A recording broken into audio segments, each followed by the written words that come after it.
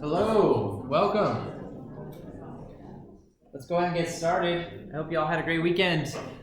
We are starting a new section of this course. So for the next 3-ish weeks, actually from now until about spring break, which is about 3 weeks from now or 4 weeks from now, we're going to be focusing on clean coding style. So that is our focus for the next few weeks. And then just as a kind of a reminder, refresher of what's coming up after that, after spring break, we're diving right into the project. So the project pitches are coming up about a month away, almost exactly a month away is when you're going to get started on this project. We're going to talk a lot more about what's involved with that project as it gets a little bit closer. Question in the back?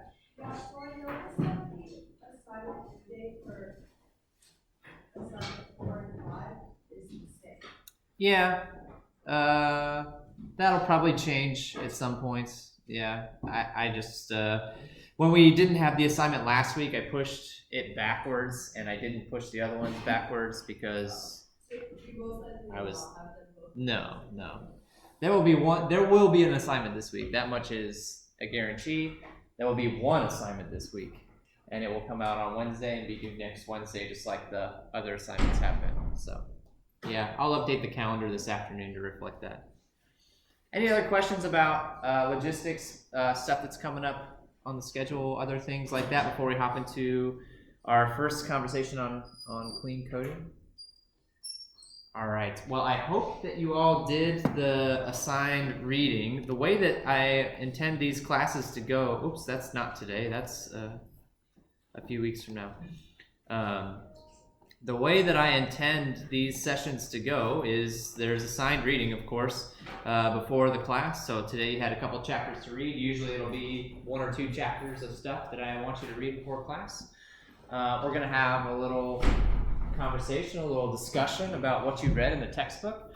And so I'm really counting on you all to do the readings and then come to class ready to talk about the readings a little bit.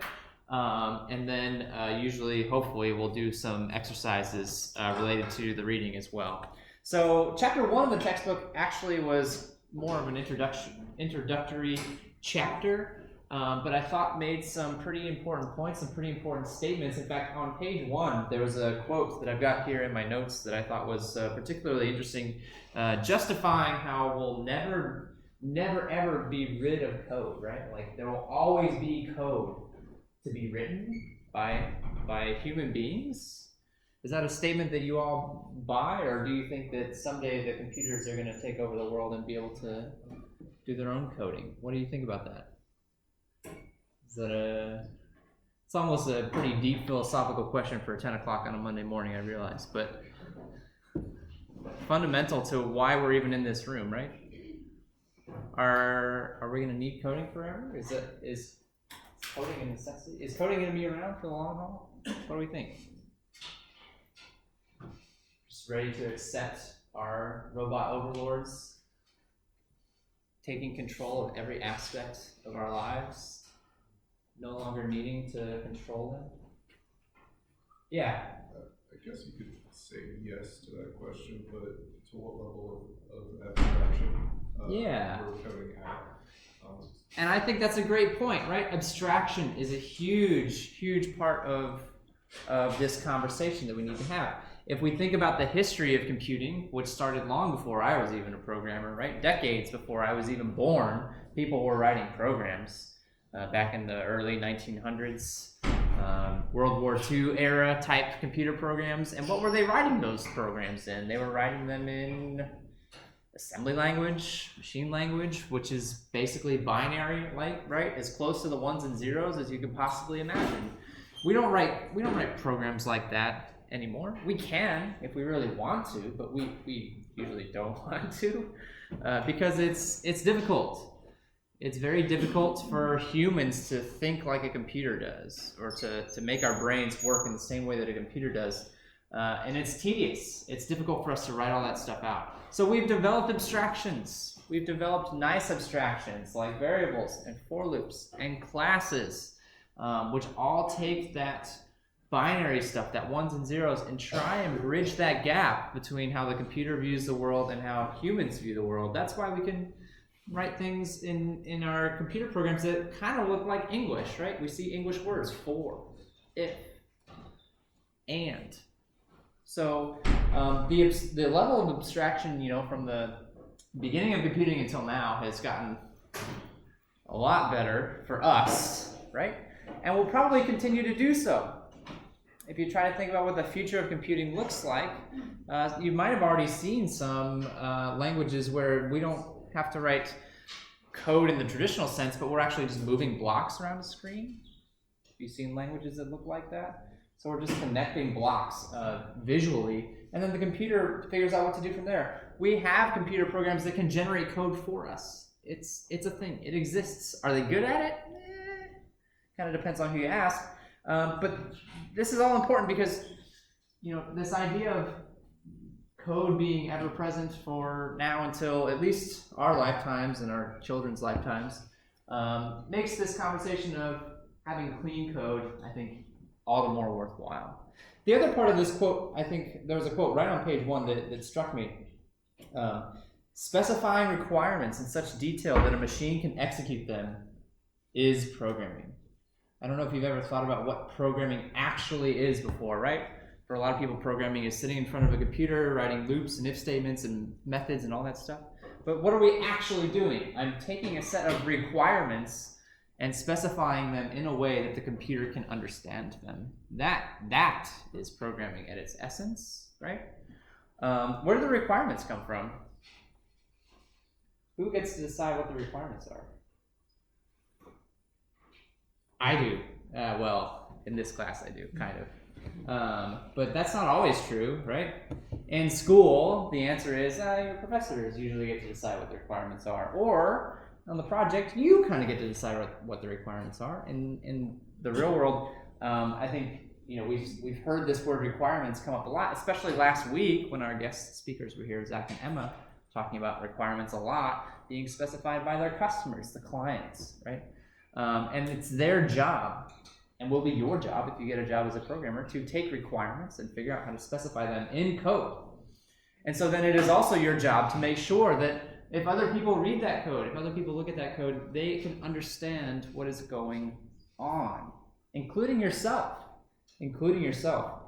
Another great quote on page 3 talks about, if you've ever been impeded by bad code. So, if you're a programmer of any experience, you've probably felt this impediment many times by bad code. I'm trying to make a change to a program. I'm trying to read a piece of code and understand what it does, but it looks like crap. It looks like garbage. Has anybody had that experience? Anybody share an experience of time they were trying to do something, but the code was just getting in their way, tripping them up, making their life more difficult? Yeah. I remember when I was working on the 131 project a few months ago, and TA tried to help me. They didn't know what they were really looking at because they was just commented out things and everything was kind of everywhere. Yeah. And I didn't know where to start. They didn't know where to start. Yeah. It took a while for them to start. So that can happen a lot. So TAs, I think getting TA help actually is a great example of why it's important for not just you to understand what your code is doing, but for you to write your code in such a way that somebody else can understand what your code is doing, because you're not going to stop asking for help once you get your CS degree and go get a job, right? You're going to keep asking other people for help. You're going to keep showing other people your code and saying, hey, what the heck's going on here? That's not going to stop. That's going to continue forever. And if your code is written in such a way that does not make that easy, guess what? People are going to stop trying to help you. There's going to be nope, no thanks. Not going to dive into that big pile of garbage. Not going to hop into that mess. So this idea that we're writing, not just for ourselves, but for other people, is something that I think can get lost when you're doing a lot of individual assignments that are only turned in for yourself, and then you move on. But is really not true. I mean, at the very least, you're writing code for me, right, and the TAs. And so you want us to be able to understand it because we're the ones grading your stuff, which is a good motivation right now. But a good motivation in the future will be in order to get the help that you need, in order to make your own life easier. Because someday, many years after you write that piece of code, you may have to come back and do something with it. You may have to read your own code. And I have been in that situation where I'm reading my own code and have no idea what I was doing or what I was thinking at that point in time. So then the biting comment that comes after that is, everybody's been impeded by bad code. So why did you write it? Why did you write it? This is a guilt-free zone for the next few weeks. We're going to look at a lot of bad examples of code. If you want to share your own bad examples of code, you are certainly welcome to. I'm going to show you some of my own bad examples of code. Code that I have legitimately written, not intentionally bad. Well, I don't know, debatable, I suppose, but code that is just a mess. And we're going to clean it up. That's kind of our goal for the next few weeks, is to look at different ways that we can make our code readable and sustainable over time. And so then, I hope that you try to take these things to heart, internalize these messages that we're talking about in class, and try to keep your stuff a little bit more clean as well. Try to keep your stuff a little bit more neat and tidy and organized. And so then the next piece, if we're kind of wrap up chapter 1 real quick before we hop on to the meat of today's topic, is talking about, just what exactly does it mean to have clean code? They gave several opinions from several people in the field. They gave several different definitions. I was wondering if there were any of them in particular that stood out to you as, what you think of. If you're envisioning in your mind what a clean computer program looks like, right? Or what does it mean? You've got the perfect program in your head. It does everything that it needs to, and it just looks spotless. It looks spectacular. What does that mean? What does that mean to you for something to be considered a clean program? What are the properties that we want that code, that program to have? Yeah. Somebody who has no prior experience with programming should be able to read that code and have an idea of what it's doing. Okay, so that, I feel like that's quite a lofty goal. Somebody with no prior experience in programming should be able to read that code and understand what it's doing. Or at least have some idea. Some idea, right? So that it might look kind of like gibberish to them, but gibberish that has some meaningful pieces that they can snatch out of it, right? Is that kind of the idea? Anybody want to chime into that, add to that, put their own spin on that perspective? What does it mean for a program to be clean? What does it mean for us to write clean code? What does that look like? So obviously we're talking about naming today. I was expecting somebody to say, oh, the variable names should have, good naming techniques, and that's one part of it. In fact, you could argue, you could just go down the list of the chapters in the book and say, clean code means having all of these properties, right? Clean variables, clean functions, clean objects, all the things that we're going to be talking about, comments, formatting, all the things that we're going to be discussing over the next few weeks. And I think, while that's certainly worthwhile and certainly true, I think the end goal is not necessarily to say that we want to have good variable names and good functions. We want to have end goals that are like what was just suggested a moment ago, where I can give code to somebody and have them understand what it is, or I can easily add something to the code without breaking it.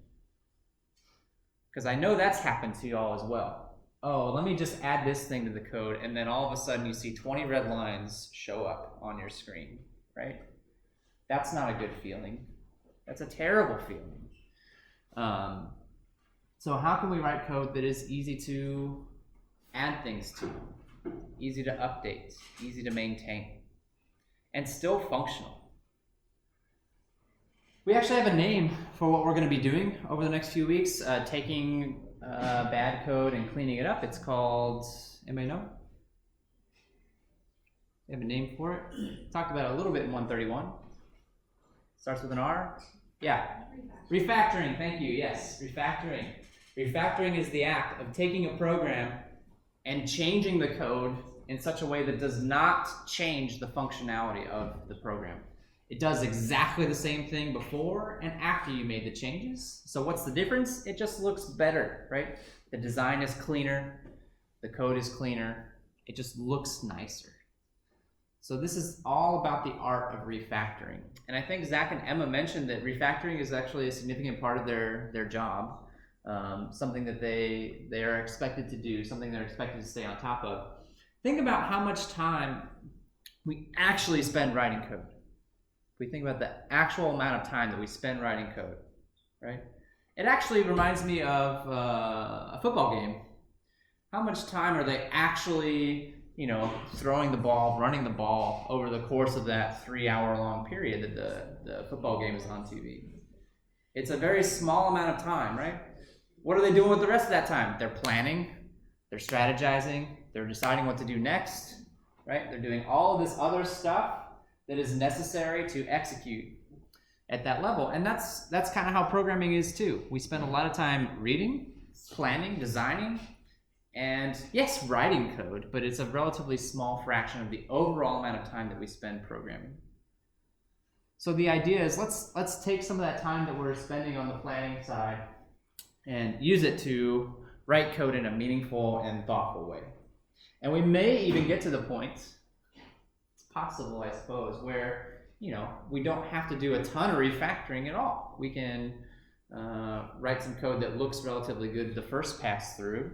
In some cases, I think in general that's maybe a little bit of a pipe dream. Even myself, who've been programming for 15 years, I still follow the basic format of let's get this thing to work.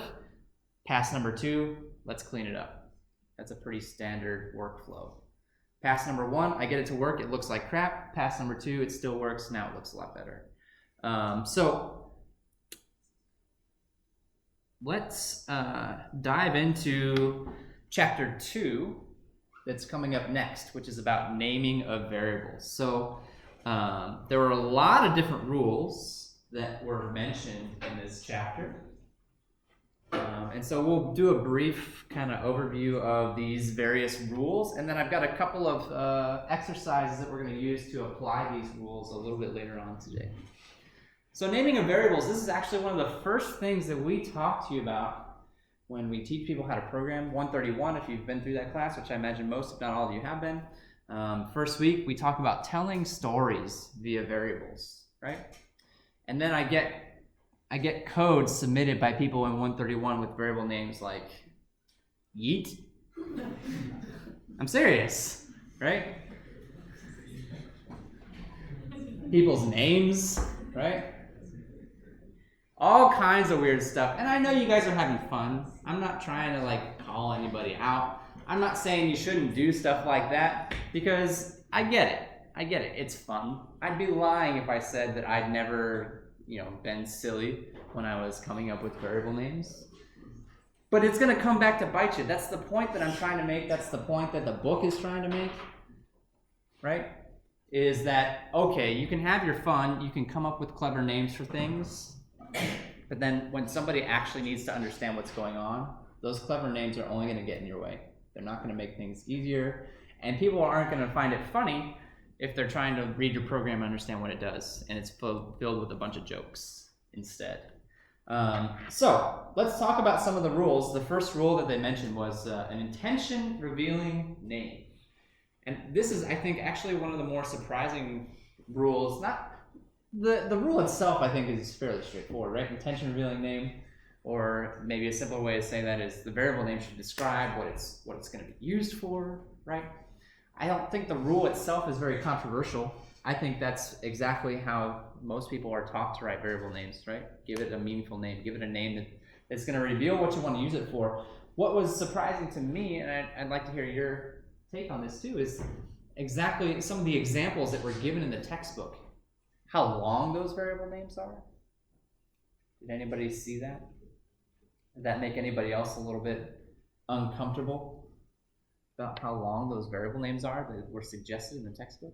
How many of you, I don't actually have an example from the text right now, but I think one of them was like, oh gosh, I'm drawing a blank. I was just looking at it yesterday.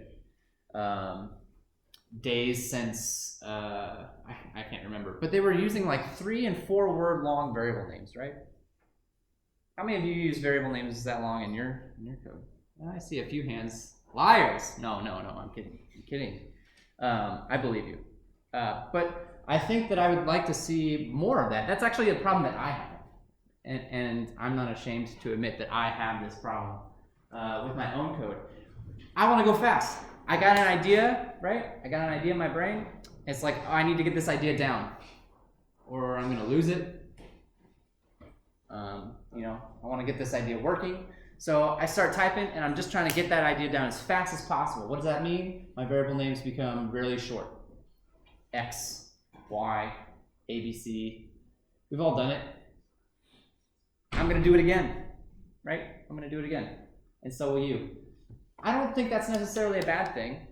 I do, though, think that at some point in time, and this is another failing of mine, that you need to go back. All right, I got this idea down. I think that it works. Now let me give it a better name. Let me make it a more descriptive name. You're going to have to force yourself to go back and give it these descriptive names. And it's going to feel unnatural. You're trying to go fast. You're trying to get this program written as fast as possible. Maybe you got a deadline. The longer your variable names are, the more annoying it is to have to type them out every single time you want to use them, right? But it's important. It actually is important to do. So we need to be descriptive. The argument here is that the time that we spend, the extra time that we spend writing, is going to save us time when we need to actually read this program and understand what it does, or when somebody else needs to read this program and understand what it does. Because remember, we are spending a lot more time reading our code, analyzing our code, deciding what to do next with our code, than we are writing our code. Okay? The next point that they made, what does it mean? So the next rule is avoid disinformation. Can somebody give me an example what they mean by avoiding disinformation in our variable names? What do they mean by that? Avoiding disinformation.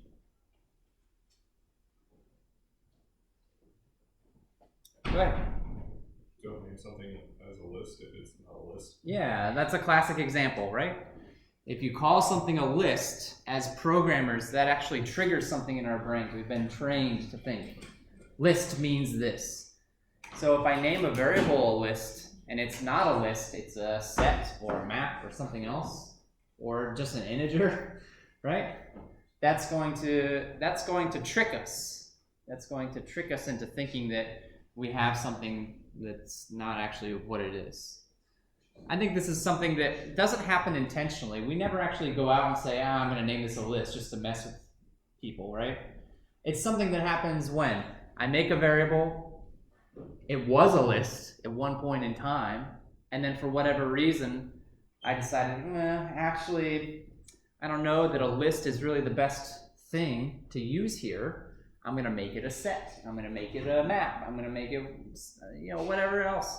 And then you switch it, but you don't switch the variable name to correspond with that new data type that you set up. And now you've got a variable name that's misleading. Take those few extra seconds and clean up your variable names.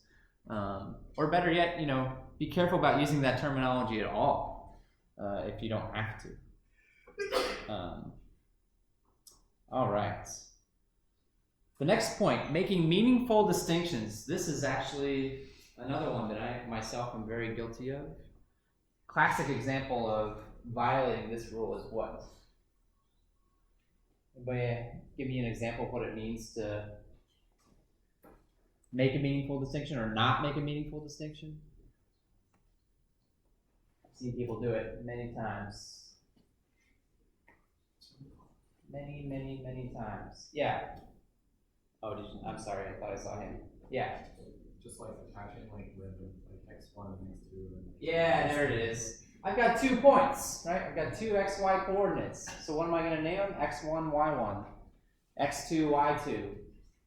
Or honestly, what bugs me a little bit more is the first one's just x and then the next one's x2. I don't know why it bothers me so much, but it's a little strange, right? We just skipped the 1 altogether and went right to 2. That's not distinguishing. If I look at those 2 points, I don't know what the difference is between those 2 points. What is significant about this point? What is significant about this point? One of them's labeled 1, one of them's labeled 2. So what? What does that mean? What does that actually mean? This is the start point of a line. This is the end point of a line, right? This is the beginning of a vector. This is the end of a vector. However you want to describe it, right? Try to find more meaningful ways of naming your variables besides just tacking numbers on the end. And there are other examples too, right? That I see, you know, might see something say a point, another point, yet another point, and just keep going on and on and on like that. Another example of not making a meaningful distinction. I'm making those names different simply because the name that I would have chosen is already taken. So I got to pick something different. I'm just going to make it a little bit a non-existent change. There was this concept of noise words that was listed under this section that I thought was particularly relevant. So the noise words were stuff given like the,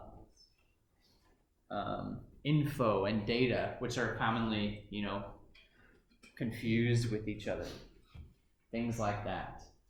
Is it actually adding anything to the description of the word, or the description of the variable, the description of the concept? The word "the" almost always is just filler, right? We don't need it tacked on. The next rule, pronounceable names. Oh man, another great rule. So the book gave an example of what it means to not have a pronounceable name. Usually it's because words are abbreviated or we use the first letters of concepts, right? I still remember, this was 15 years ago when I was a senior in college. We had a variable. I don't even remember what the variable was for anymore. But it used some acronym called SHMIZE, which I don't know what that means, but that's what we called it. We called it SHMIZE because somebody named it as an abbreviation. Those letters all were some sort of weird abbreviation for some concept we were doing in our code. And back then, 15 years ago, I knew what the SHMIZE variable was and what the SHMIZE variable was used for. But since then, that memory has faded, and I just remember this weird name that we had come up with for this variable, and I don't even remember what it's for anymore. It's a classic example. It's a classic example of what we mean by being detailed, being descriptive, spelling things out. You could argue that SHMIZE is pronounceable, but it doesn't actually mean anything. Maybe more of a violation of Rule 1 than whatever this rule number is. But I think it's important to recognize the fact that we are going to have conversations about code. And the easier we can say what we're talking about, and the more English-like, or whatever language we're speaking in, that our variable names take up, the easier it's going to be for us to get our concepts across. The next rule is interesting, but actually fairly outdated. It talks about encodings. It gave you a little history lesson on concepts that I would be surprised if many of you had seen before. Like good old Hungarian notation. That's not a thing. Back in 2008 when this book was written, maybe people needed to be told to stop doing that. But these days it's well dead. Hungarian notation is not a thing. But it's an interesting idea nonetheless. We used to put little encodings in front of our variables to give us a clue at a glance what this was. Because the typing was not as robust as it is these days in languages like Java. Windows was using C# in Windows was a huge example of these kinds of things, where you would put little prefixes out in front to indicate that, oh, this is an 8-bit, this is an 8-bit int, or this is a 16-bit int. But that's not really a problem for us anymore, so that section's a little bit less relevant. Let's move on to the next one. What does it mean to avoid mental mapping? That was one of the rules. Avoid mental mapping. What is that rule discussing, talking about? Or can somebody give me an example?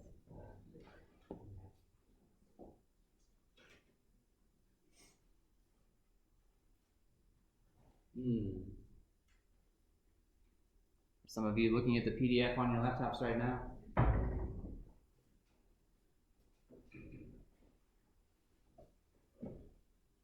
Yeah. Trying to memorize all the variables. So memorizing the variables is kind of part of what it is. Yeah, it's getting them on the right track. Yeah. Do I see a hand? Yeah, it looks like if you should probably name something more semantically, like closer to it being of what the variable actually does. So like while you're reading it, you're not like, oh, J is this.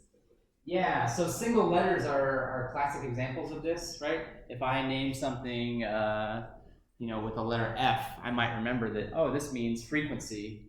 But that's a mental map that I have to make, right? F, frequency. Whereas I could have just named it frequency, is one example. So avoid having to take that extra step. Again, why? Because if you show that to somebody else who does not have that same mental map that you do, who has not made that association between F and the word frequency, right? They're not going to come to that conclusion as quickly as you will. Or even worse, what if I've got a variable called F in like 10 different programs? Now I have to remember that, oh yeah, the F variable in this program means frequency, but the F variable in this program means something else, right? And so keeping up those mental maps is now something that you have to maintain in your brain, and extra stuff that you have to remember in order to understand your own code, the functionality of your own code.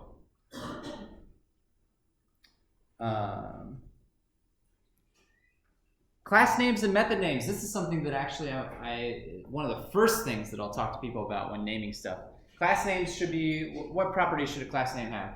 Class name should be nouns, absolutely. If your class name is not a noun, if you're looking at a class and its name is not a noun, that should be a red flag. What should it be instead? I don't know, but not that. Not a class, right? Class names should be nouns. Not only that, but so nouns is a very broad category, right? There are a lot of nouns in the world. But if we think about what nouns are good class names, some nouns make better class names than other nouns do, if that makes any sense. In general, remember that classes are an abstraction. Classes are a way of taking something complicated and abstracting it out in a way that I can reuse over and over and over again. So we want to keep not just nouns as class names, but maybe something that's a bit more general. If I have a very specific class name, right? So, an example of an extremely specific class name could be like chairs in this room. That's way too specific. Are those nouns? Yes, right? Chairs are nouns. Way too specific. Brown hall, room, whatever, way too specific of a class name. Call it room. Call it something general. That's a good class name. And then method names should be, what are the properties? Yeah. A verb. A verb. Methods are actions. Methods are behaviors. Methods are things that happen. Actions that get performed on your classes. They should be verbs. If you can't think of a good verb for the method that you're trying to write, then maybe it shouldn't be a method. Maybe it should be a class, a field, something else, perhaps. Method names should always be verbs. All right. We're getting close to the end of this chapter, and then we'll hop into some exercises. The next ones, kind of related. One word per concept, or avoiding puns. Puns are, actually I hate puns. I was going to say they were great, but that's a lie. I hate puns. But they don't mean puns in like the funny comedy sense of puns. They mean puns in maybe a more technical way. Don't use the word data to mean one thing in this part of the program, and then use the word data to mean something else in a different part of the program, right? That's a pun. That's not a funny haha pun. That's just, I'm using the two words I'm using the same word in two different contexts kinds of puns. And it's going to be confusing, because then if you're looking at that name later on, you won't know which concept is being referred to. All right, a couple more to go through. So the solution domain versus the problem domain. I thought this was actually a very interesting one. Can somebody describe to me what we mean by the solution domain from the reading? What is the solution domain?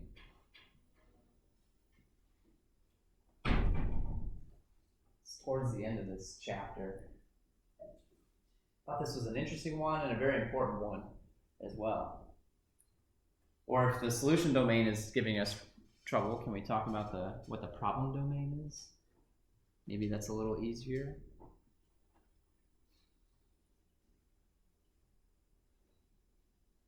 So the problem domain would be, using words that describe the problem that I'm trying to solve. If I'm writing a code to do trading, I would expect to see buying and selling different stocks and bonds and other, those are all words that relate to what this program is trying to achieve, right? From the problem domain. I'm writing a program that's buying and selling stocks. So of course it's going to talk about stocks and other trading instruments, right? As programmers, our knowledge of the problem domain kind of depends on, whether that's an area that we're familiar with or not. Personally, I'm not a business guy. I don't know much about that area, but some of you in here might be interested in finance, might be double majoring in B school, and know a lot about that stuff. And that's great. The solution domain, however, is something that I would expect to be a bit more broadly accepted. The solution domain, that's when we get to talk about comp sci stuff. I used recursion here. I used a tree. I used Dijkstra's algorithm. I know if you haven't taken 247 yet, you haven't been exposed to Dijkstra's wonderful algorithm yet, but you will. So the solution domain is talking about how you actually solve the problem that you're trying to solve, and that's going to be made up of technical terms for programmers, for computer scientists like ourselves. And so the book is saying that it's okay to use these things in our code. In fact, we should use these things in our code. We should be explicit about what these things are, because we expect other programmers in our field and other people on our teams to understand what these words mean. They have meaning behind them. So we should feel free to use them in our code. And I think that's important, not to shy away from those well-defined technical terms, though it may seem like it's going to make things more confusing. To an outsider, that might be true, but to somebody who is your colleague, they will understand what those words mean, and they will know what to do with them. And then finally, the last rule was using classes to provide context. What is that referring to? How do we use a class to provide context?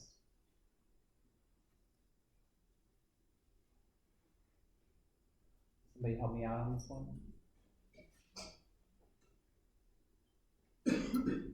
The book gave an example, I believe. I think it was giving an example of, was it using addresses in this case? I know it used addresses in a few situations. So how can we provide more context to an address? Yeah? Like a lot of variable names can be kind of generic, but when taken in the context of the class, they're more specific. Mm-hmm. And in the book, they talked about like state, but in the address class, it's clear that it means like New York. Yes, yeah. Whereas the word state has a computer science term as well, right? That could be used to define a finite state machine. So if I'm talking about a finite state machine state versus an address state, those are two very different concepts. And so they're suggesting that using the class to provide an additional context behind what we mean by state can help provide clarification so that there's not confusion. Should we need to use both concepts at the same time? Excuse me. All right. I think we've covered about all of the highlights of chapters 1 and 2. Was there anything that stood out to you all that maybe I didn't mention, or anything else that you were hoping we'd chat about today? Any questions you had from the book? Anything that was confusing? Anything at all you want to talk about before we move on to a little bit more practical consideration for this stuff? Happy to chat about these concepts. No, variable naming is perhaps not the most exciting thing in the world, but hopefully we've convinced you that it does carry some importance. All right, Then the next thing that we're going to do is I'm going to have you do some exercises. I'm going to give you some code, and we're going to look at some code. We're going to read a lot of code and actually maybe write a little bit of code as well. The code that I'm going to give to you, I'm going to give you some code that's I'm sure you've seen it before. I'm sure you're familiar with it before, but doesn't look all that great. This is something where if you were a TA for this class, which I know for a fact some of you are, if not many of you, you would probably be like, oh boy, here we go, right? Now I have to figure out what's wrong with this piece of code. So I've made a repository, and I do remember how badly the repository blew up in my face last week. This repository is going to work, I promise. This will work for Eclipse. For IntelliJ, actually it'll probably work for either one, or worst case scenario, you could always go in here and just copy the code and paste it into Eclipse or IntelliJ. But if you want to follow the GitHub instructions for it, just as a little reminder, you would first, let me zoom in here. You would first grab the URL from the box here, and then within Eclipse, we would import a project from Git, and we want to select that's way too small, you can't see that, but it says clone URI, and then paste in the address and type in your GitHub credentials, and it should check out a project for you. This project has one file in it, and it's a rendition of the world famous Dice Lab. Not found. Did I make it private? Did I make it private? I meant to make it public. Hang on. Fixable problem. Meant to make it public. My bad.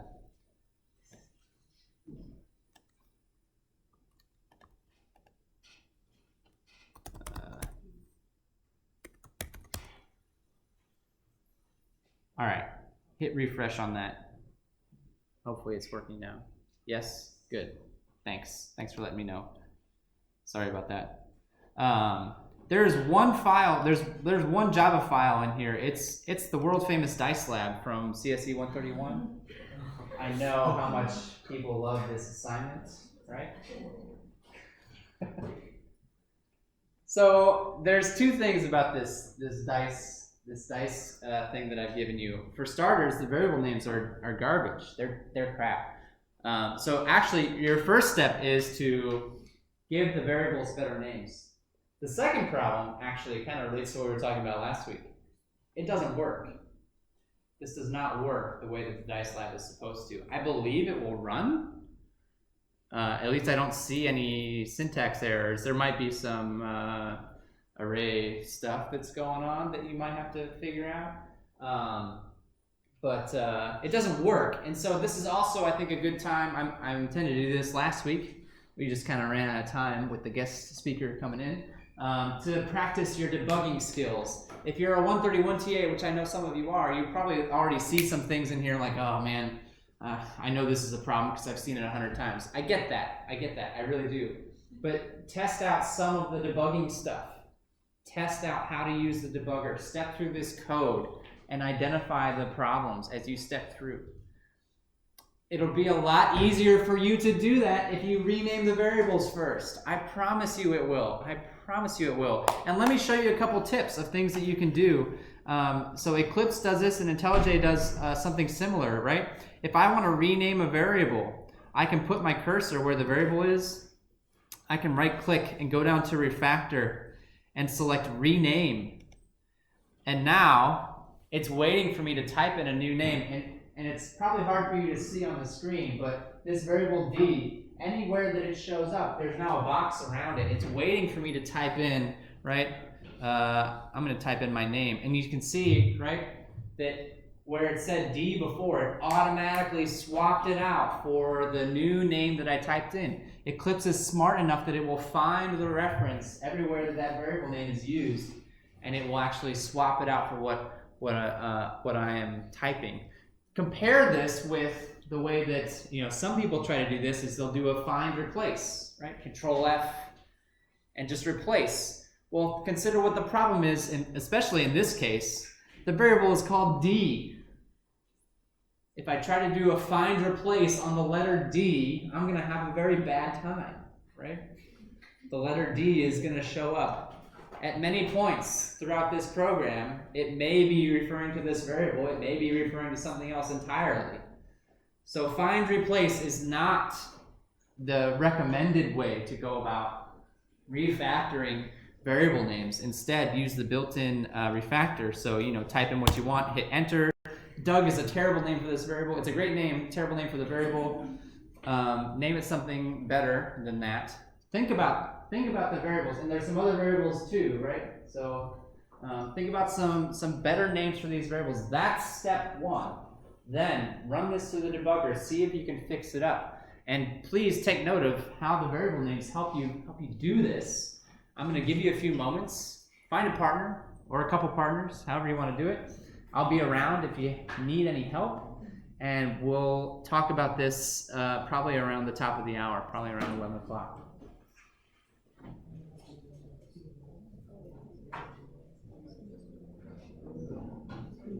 Question for you. Yeah. I'm unfamiliar with how to import products and services. Okay, yeah. I knew you're gonna have to. So import.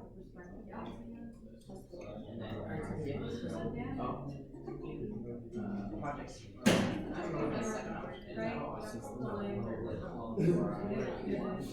Paste in, and then that's your login. GitHub login. Yep.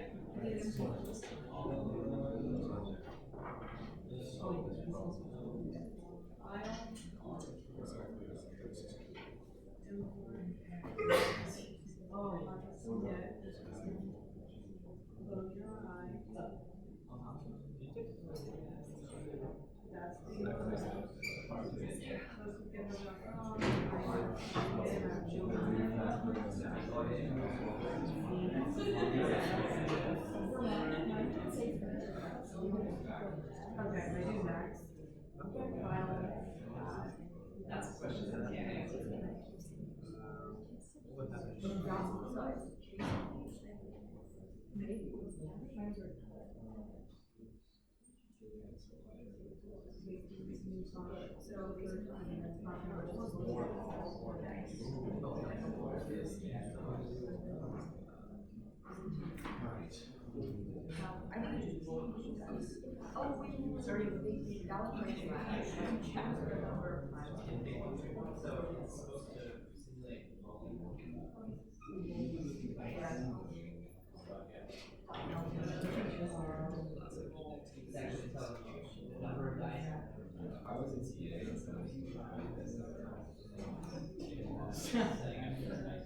So you only help like kids you don't need help with?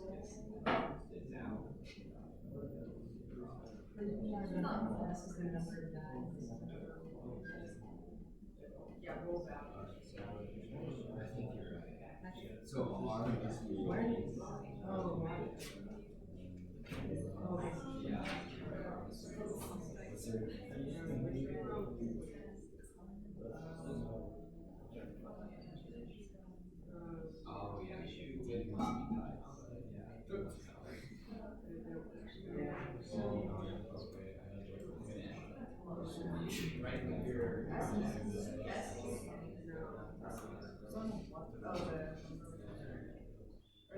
down. Oh.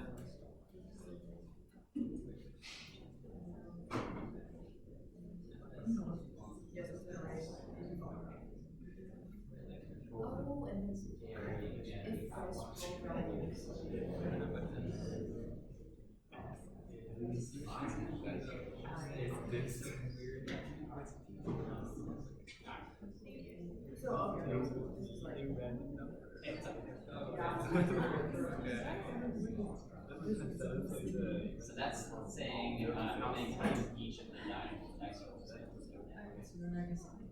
So like if I roll a 7, I want to count how many times I if I roll a 10, I want to count how many times. And then like his D2s, Oh yeah. so Oh yeah. that's okay, Mary.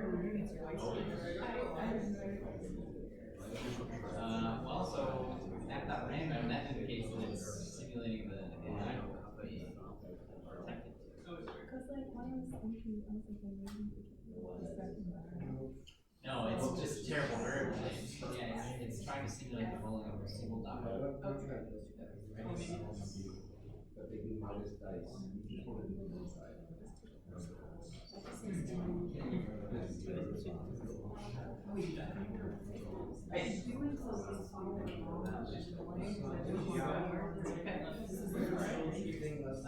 Just slide the 2 on the end or something. Yep. Next. And then you want to do the top option. So you're good to go. Expected. Alright, your project. No, I think like maybe like Ours maybe is and then maybe like E is like The library. or you trying to or move that guy. And the library. Yeah, this is the library index. Yeah,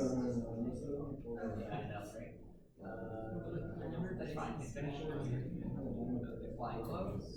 Like they're like switching. Wow. Okay, great. Thanks. I think so. Anyway. Yeah, it looks lovely.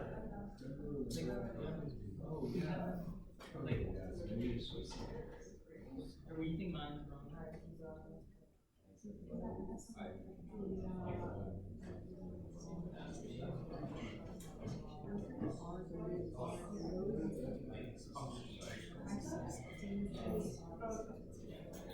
And I know that you have experience. Oh. Using the debugger. Step through it. Step through it one step at a time.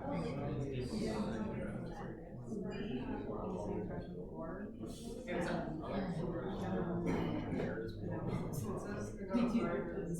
Yeah, so your job is number of dice.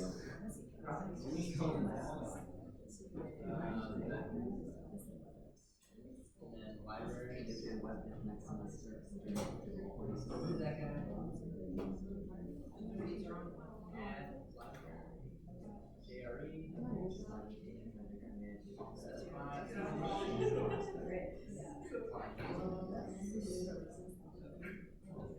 Just need to know where to find Java.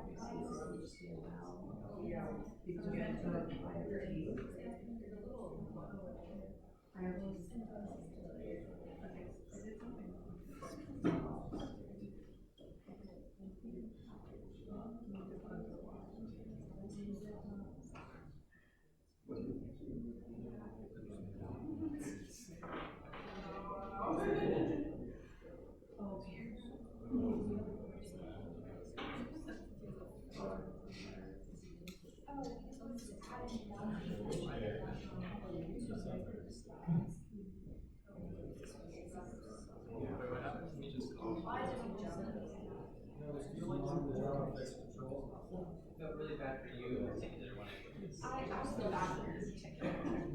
I know you like just did this. Scared.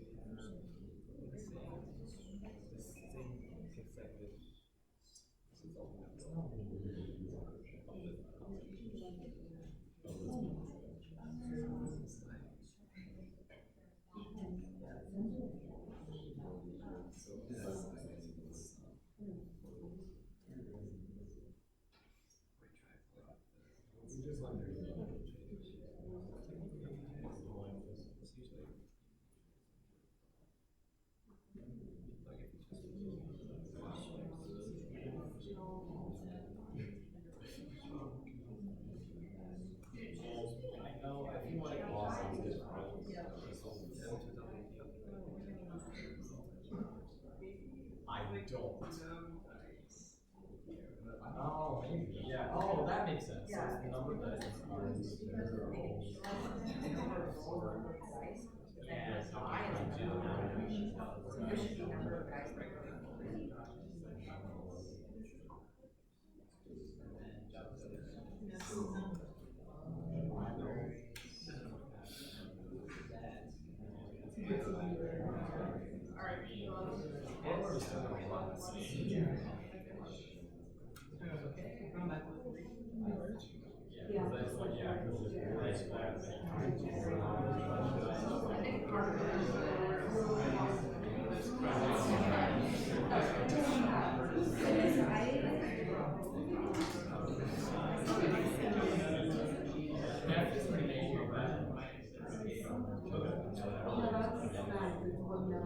Because see, it's a number, it's not.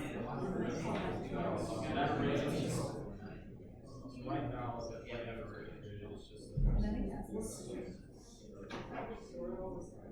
That's the area that's keeping track of how many times. I know, just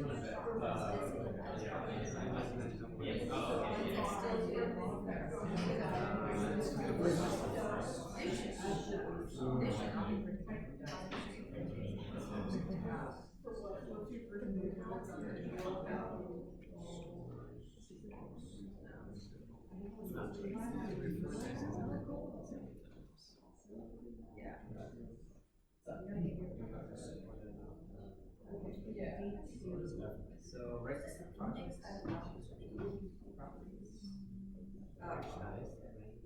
And then libraries. And then add library.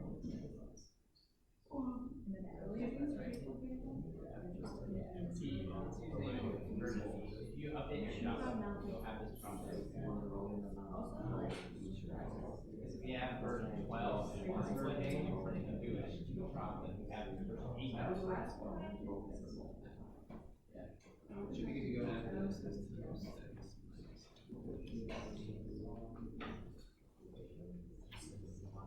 wait. Why does the connection be like this?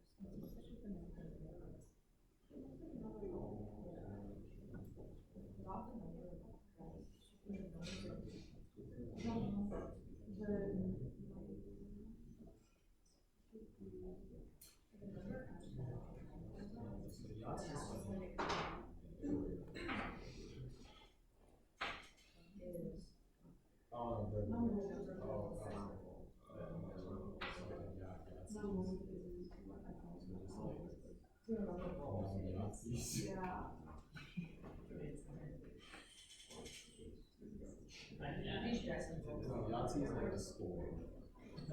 It's like a specific dice.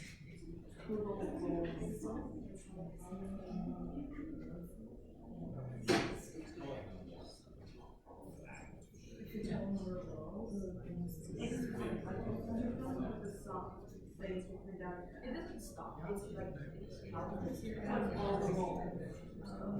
yeah, yeah. So like,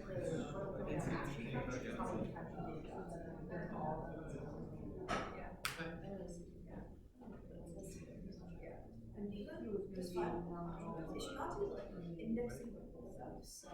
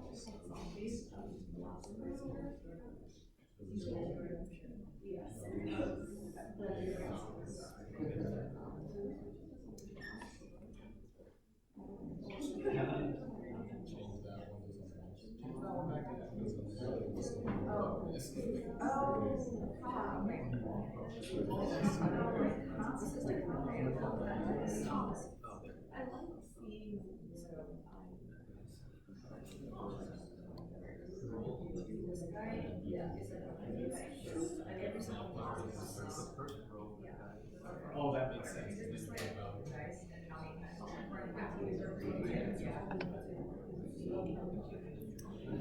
Okay. We got about 15 minutes left in class, so let's see how far we can get with the time that we got. This is nasty. It's not great. It kind of threw up in my mouth a little bit when I wrote it, if I'm being entirely honest. Let's start with the variable names because that really makes things a lot better. There were a couple people in here who I know mentioned they hadn't taken 131 before. So with that in mind, I know that was probably a little trickier, but actually maybe even proves the point even more, right? That if I don't give you good variable names, you have no idea what the heck's going on. Even people who had taken 131 before, I had a couple people stop me and say, what's this variable for? Like they'd done this assignment before already. They'd done it before in the past and they still weren't able to figure it out because the variable names are so bad. So let's start with variable names, right? Let's start with fixing some of these variable names. This is intended to represent, where's my refactor? Hello, there it is. What did you all call this first one? You didn't call it Doug. It's intended to represent what?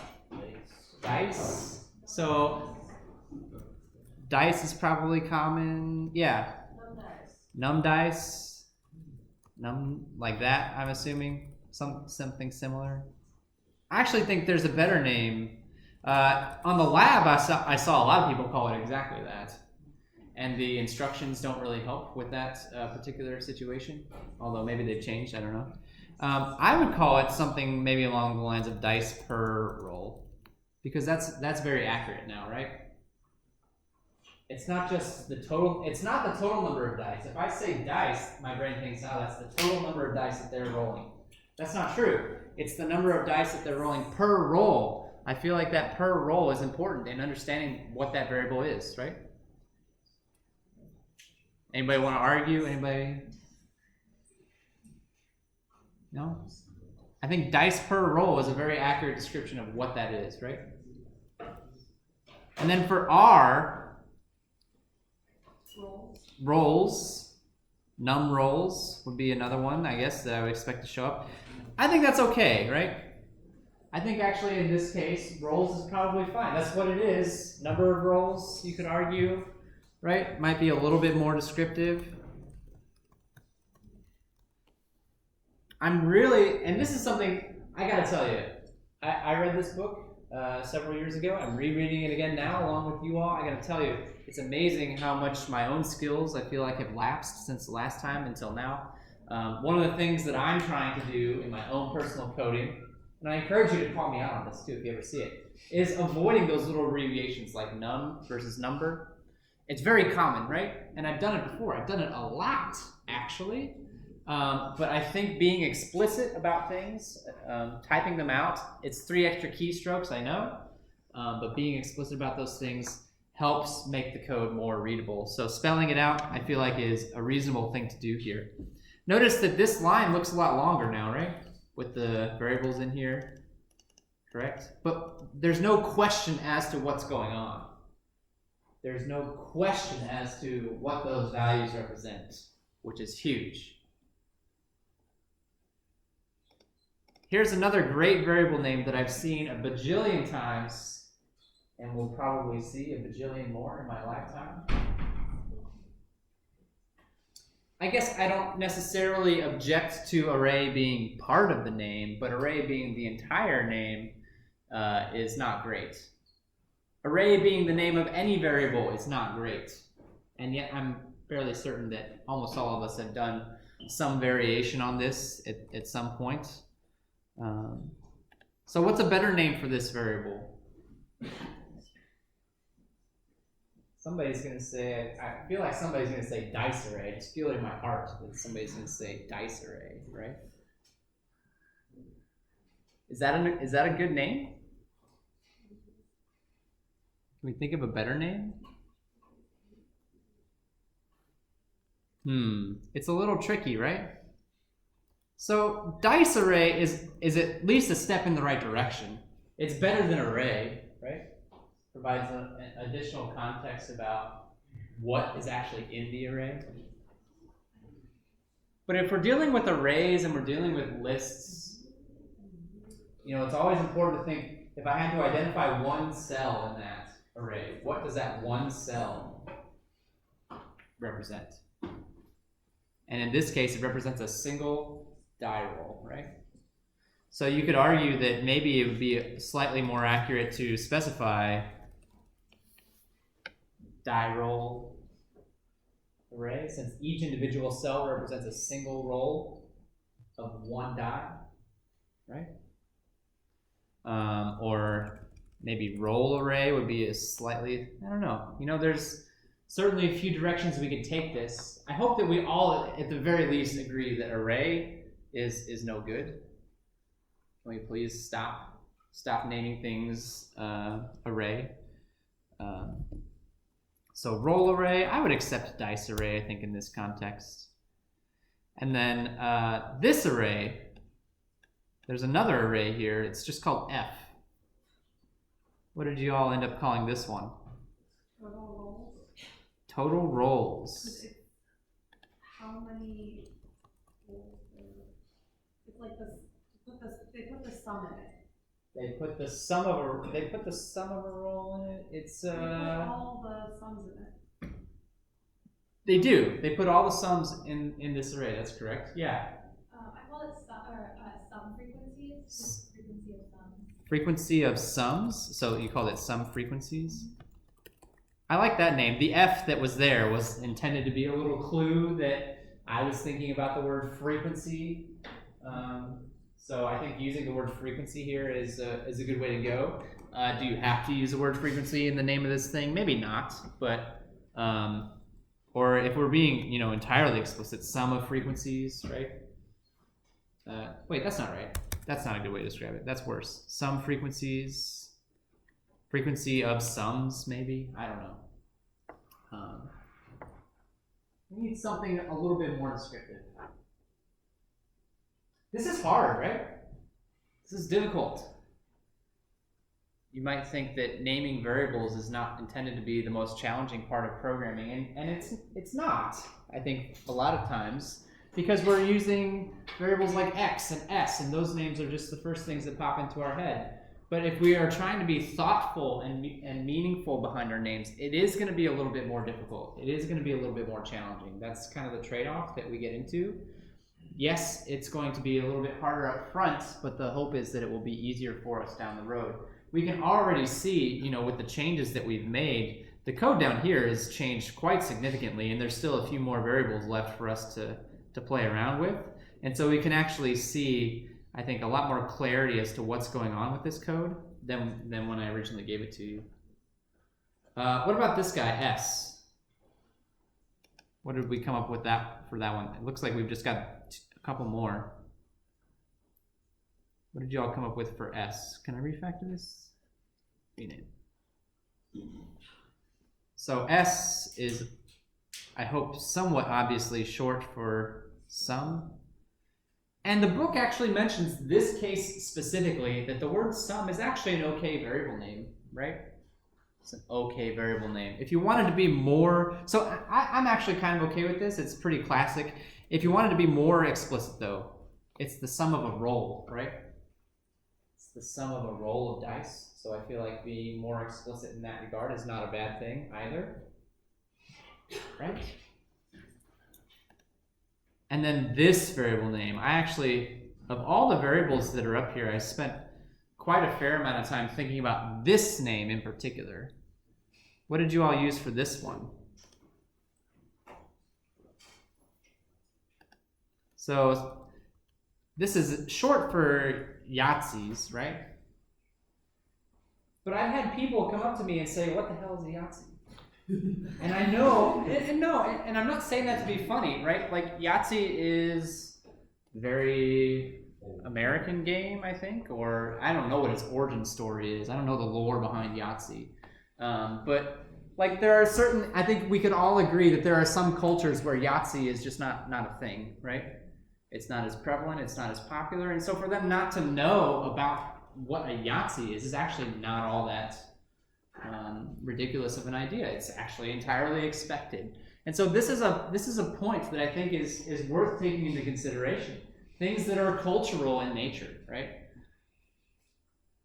Would most people in this room understand what a Yahtzee is? Judging by your laughter, I'd say, yeah, probably. But there are some people who might not. And that could matter. That could matter. So maybe instead of using what is, a culturally accepted term here, we should be a little bit more explicit about it. We should be a little bit more careful about how we phrase this. What is a Yahtzee really? And actually, this term is not just representing a single Yahtzee, it's representing how many times that's happened. So it's really, all dice similar count. I don't know. That's a wordy mouthful, right? Somewhat of an accurate description of what that variable represents. All dice similar, and then how many times that's happened, right? But it still feels a little off to me. I struggle with this one a lot. I tried a few different variations on it and was struggling to come up with a name that was clean and concise and still accurately conveyed what this variable represents.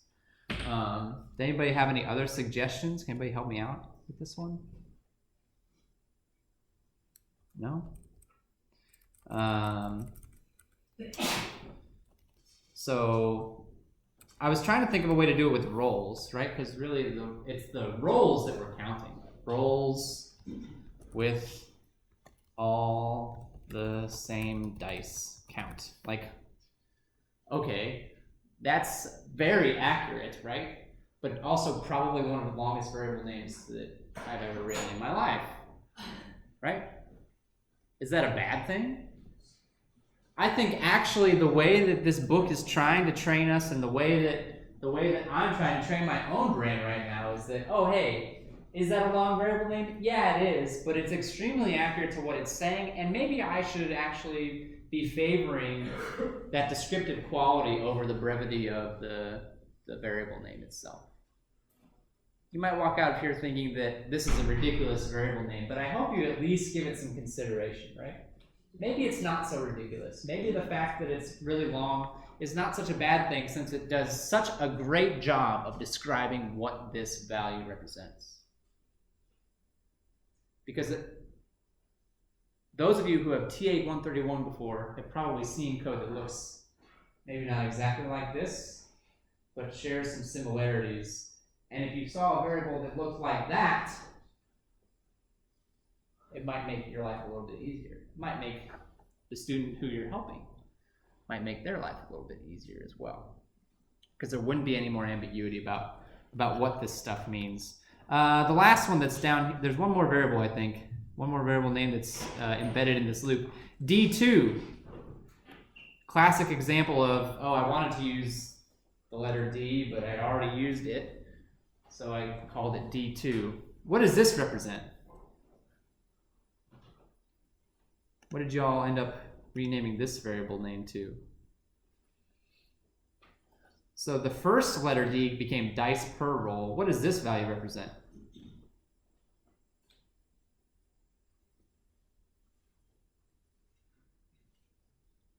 What is it supposed to represent? Anybody got a suggestion for me? Should leave it as D2? Diablo 2 is a great game, but I don't think it's a good name for this variable. It's a single roll. Or a single die, maybe?